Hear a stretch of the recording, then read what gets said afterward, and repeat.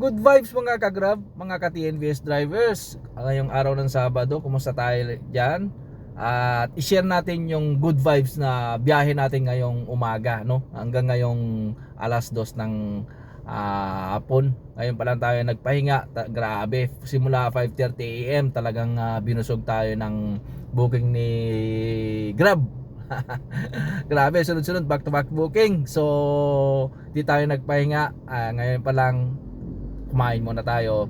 Then tingnan natin yung naging booking natin, naging biyahe natin kanina. So, ayun. Eto na nga guys, mga paps, punta na tayo sa account natin. Ayun, naka 16 rides tayo. Naka 16 booking, 5:30 AM ba hanggang bago mag 2 PM. Ayan yung mga bookings natin, no.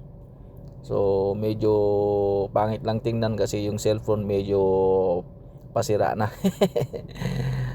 Ayan, naka 16 booking tayo mga paps. So, mabilis ang biyahe at medyo mataas yung fare. So, ito guys, yung isa sa streak natin, sa incentive natin. So, nakuha na naman natin.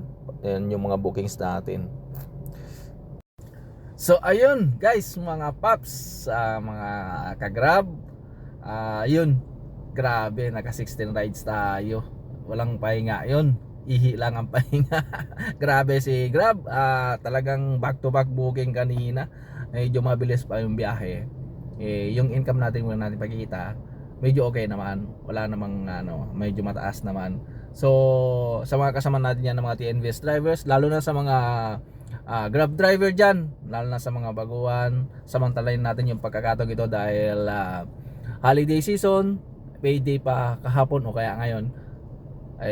Kaya mataas yung demand ng pasahero ngayon. So samantalahin natin habang mataas yung demand at medyo mataas yung fare.